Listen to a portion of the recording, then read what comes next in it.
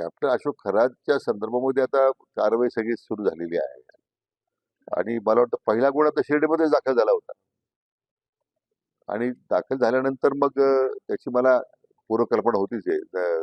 कारवाई विभागाने मला कल्पना दिली होती आम्ही अशी करतोय.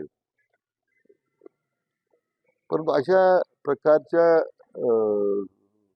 समाजामध्ये अज्ञानाचा गैरफायदा म्हणा किंवा या सगळ्या वस्तुस्थिती ज्या समोर येते ती क्लेशदायक आहे.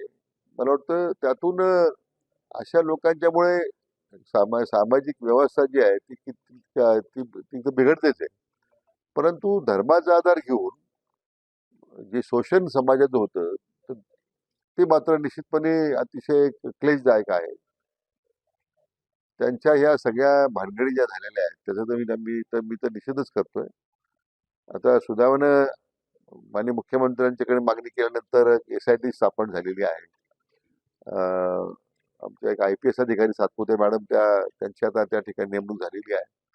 मला वाटतं एक कर्तव्यदक्ष अधिकारी म्हणून त्यांची ख्याती आहे. या त्याची जी पाळंमुळं कुठपर्यंत उचलेली आहेत याचं मग कुठं प्रॉपर्टी कुठं आहे, आणखीन कोणाच्या प्रॉपर्टी त्यांनी बळकावल्या आहेत का, याची सगळी चौकशी केली जाईल. त्यांच्या ट्रस्टवरती राष्ट्रवादीचे काही कार्यकर्त्यांची शिर्डीमध्ये जे राष्ट्रवादीचे कार्यकर्ते आहेत, पदाधिकारी आहेत, त्यांच्या ट्रस्टवरती आहेत. आता जे असतील त्याला ज्यांनी जे ट्रस्ट आहे त्यांना ताब्यात घेऊन चौकशी करावी ना. असं या सगळ्या प्रकार याच्याबद्दल एवढं प्रचंड संताप आहे संपूर्ण राज्यभरामध्ये. मला वाटतं जे काही त्याच्यामध्ये जे ट्रस्टी असतील, आणखीन कोणी त्या जवळच्या असतील किंवा त्या व्हिडिओ क्लिप काय त्याचा जवळ 70-58 व्हिडिओ क्लिप आलेल्या आहेत, त्या क्लिपमध्ये कोण आहेत याची सगळी माहिती पोलीस घेतीलच ना. सर, राज्यामध्ये अवकाळी पाऊस झाला त्याचा फटका अहमदनगर जिल्हा, विजयनगर जिल्ह्याला बसलाय. काही पंचनामे होते नाही, आता स्टँडिंग ऑर्डर्स आहेत आपल्याला की अशा अवकाळी पावसामुळे झालेल्या शेती नुकसानाचे तात्काळ पंचनामे करावेत, याच्या स्टँडिंग ऑर्डर्स आहेत.